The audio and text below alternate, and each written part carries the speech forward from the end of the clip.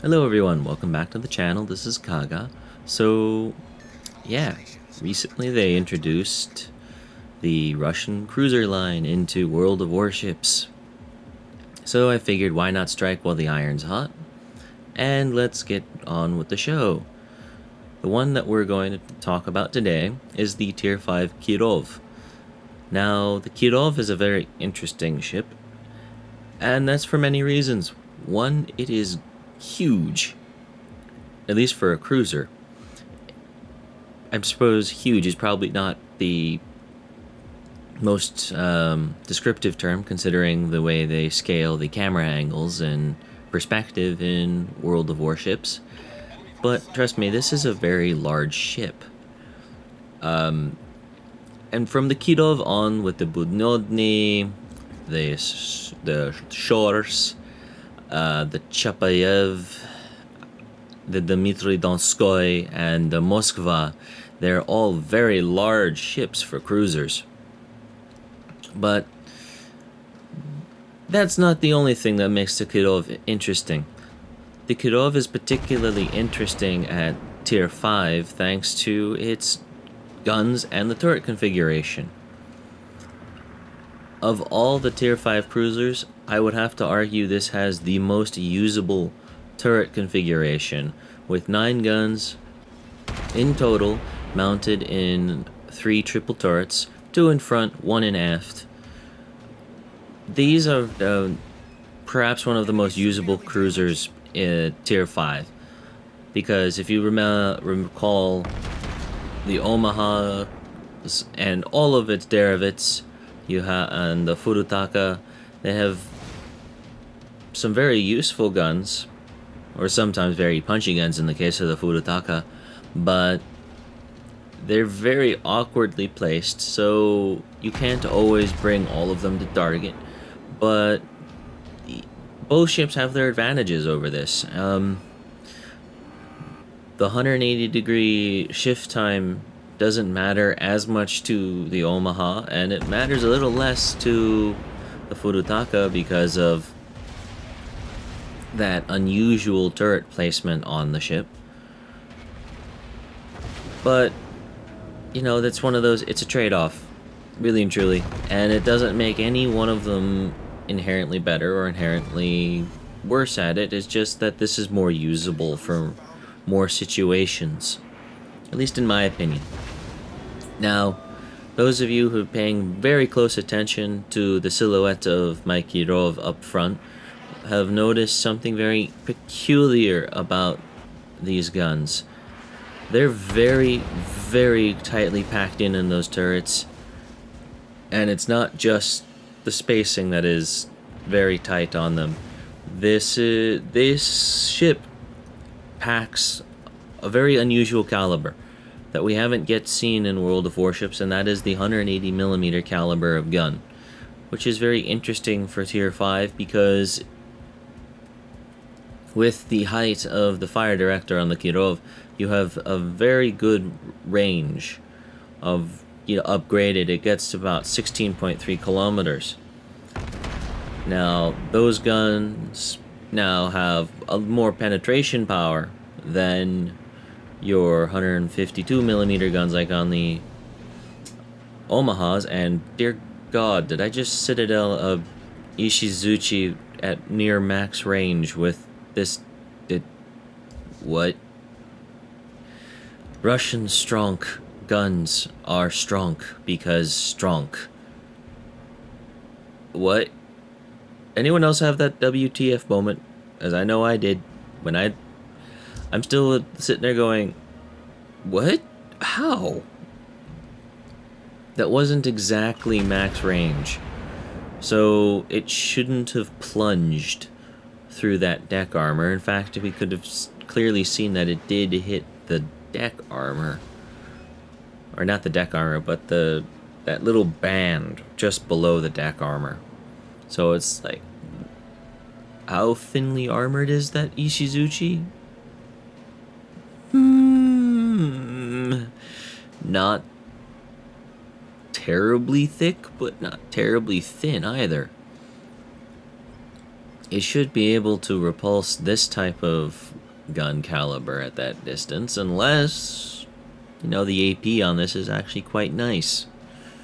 And now, I have heard that this ship is perfectly capable of citadeling Congo at around 7 kilometers with the AP, so maybe there's some credence to the strong AP theory here. I'll have to see. Testing will have to ensue at some point here. Now, some of the other peculiarities of the Kirov. Now, the first off is that you will note that this is the stock ship, and stock, it has two very unusual features. One, it has less health than a upgraded Kuma. So you really need to shepherd your health quite well in that respect. The second thing you will notice is that it comes with a spotter plane. That's right, it gets the range perk that the spotter plane will give you, and yes, that is a spotter plane, not the fighter plane. So when you say you have 16.3 kilometer range per se, what you can have for around a minute and a half is actually closer to 19.5 kilometers of firing range. And despite the fact that this ship fires a shot every 15 seconds, that is still twice the output that most battleships will do. So what you actually get is twice as many chances to make use of that perk than a battleship will have, which is fairly interesting. And I don't make use of it in this particular match because I'd yet to actually sit down and look at that as an option, because still used to cruisers, and that's not on most cruisers, except I think the Murmansk has it. Yes, the Murmansk has that. I don't know if the Bunyodny or the Shors has it. I haven't actually looked at those specifically. If the Russian cruisers all have that spotting plane perk, wow. Just wow. Way to over buff. No, I guess it wouldn't be a buff at that point. It just came in strong. Oh, hello. You're a pretty brave little cruiser. Bye. Enemy cruiser destroyed. And, I think that's the niche of these Russian cruisers, are at the very least the larger caliber ones. So the tier 5, the tier 9, and the tier 10 they're the premier cruiser slayers of their respective tiers.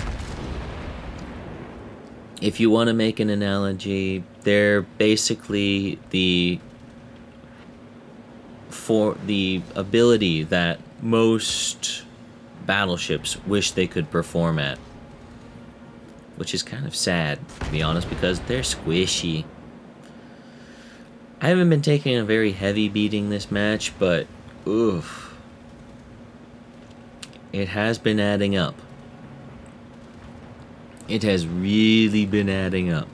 Though that first bit in the beginning didn't help me.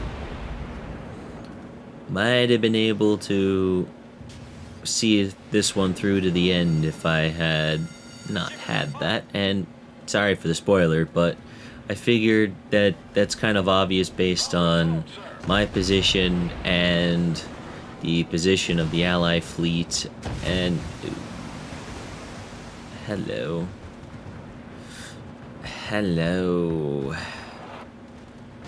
Not good.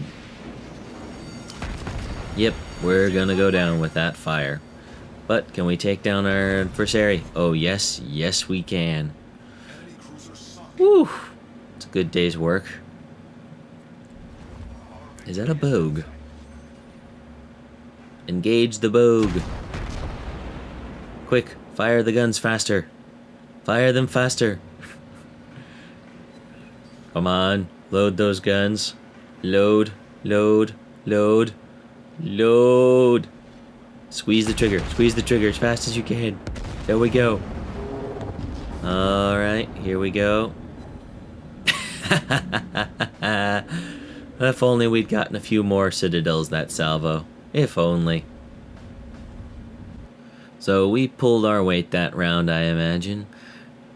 Managing to connect 70 shell hits, an additional 11 citadel penetrations, and to give you an idea, the AP ammunition on the Kirov is capable of dealing 4100 maximum damage when it penetrates the citadels.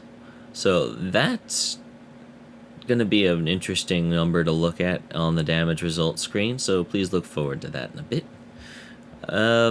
You know, I have to admit, considering that you can only fire, once every 15 seconds, the stock dispersion of 135 meters is actually fairly livable.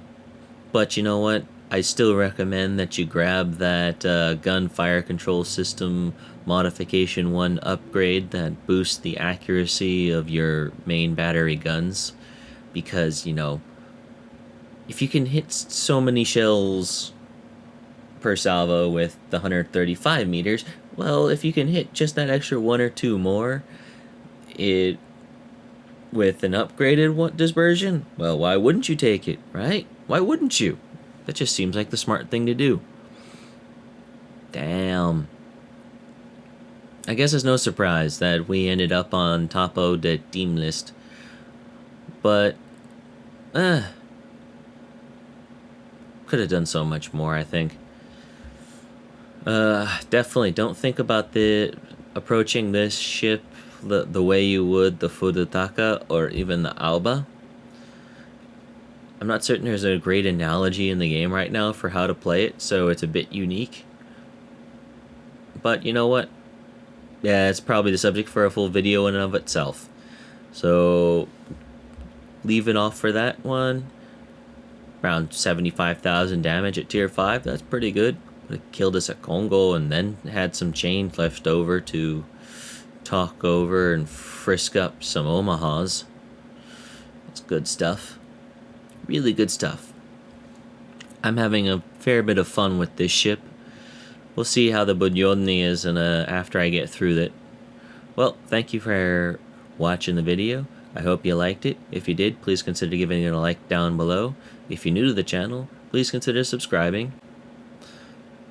We'll pick up next week, where we will continue our various exploits in World of Warships. It's an additional segment from Armored Warfare, a little quick trip into War Thunder, and we'll possibly start up a new video series later on in the week. Well, thank you. Have a good weekend, and I bid you a good day.